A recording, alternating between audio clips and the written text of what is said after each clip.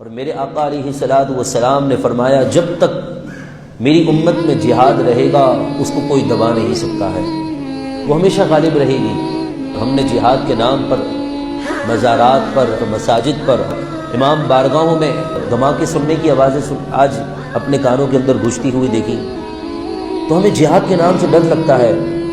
حالانکہ جہاد، قرآن، اسلام، نماز، روزہ، حج، زکوٰۃ، یہ سب ایک ہی پیغام دے رہے ہیں کہ اللہ تبارک و تعالیٰ کا پاک دین یعنی نظام مصطفیٰ نافذ ہو جائے۔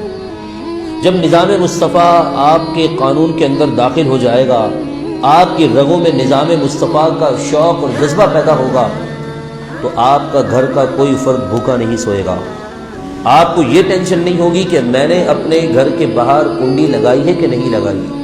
آپ کو یہ ٹینشن نہیں ہوگی کہ میں اگر آج رات کو 3 بجے گھر سے باہر نکل رہا ہوں تو 3 بندے میرے پیچھے تو نہیں لگ جائیں گے، کیونکہ نظام مصطفیٰ اتنا پاک اور اتنا ستھرا نظام ہے کہ اگر آپ جنگل میں نظام مصطفیٰ کے لیے جد و جہد کریں تو نظام مصطفیٰ کے جتنے دشمن ہیں یہ آپ کو دہشت گرد بنا کر وہاں سے آپ پر بمباری کرنا شروع کر دیں گے۔ آپ کو پتا ہے کہ اگر مصطفیٰ کا نظام آ گیا، خراب جو سسٹم چل رہا ہے نا وہ ختم ہو جائے گا۔ اب اس میں آپ دیکھ لیجئے نظام مصطفیٰ میں ملاقات کے لیے اللہ تبارک و تعالیٰ نے کتنا پیارا نظام رکھا کہ دن میں 5 وقت اپنے مرکز میں آ کر ایک دوسرے سے ملاقات کریں، کہ کوئی پریشان تو نہیں، اس کے دکھ میں شریک ہو جائیں، کسی کی خوشی میں آپ شریک ہوں۔ یہ نظام مصطفیٰ کی برکتیں۔ قرآن سورہ توبہ کے اندر جہاں جہاد کی بات کر رہا ہے وہاں نظام کی بات کر رہا ہے۔ فاروق اعظم اللہ تعالیٰ عنہ اکیلے خلیفہ تھے، امیر المؤمنین تھے، لاکھوں لاکھ مربع میل پر آپ حکومت کرتے تھے، لیکن کوئی وہاں بھوکا نہیں سوتا تھا۔ یہ پیارا نظام ہے، خلافت کا نظام یہ نظام ہے، نظام مصطفیٰ یہی نظام ہے۔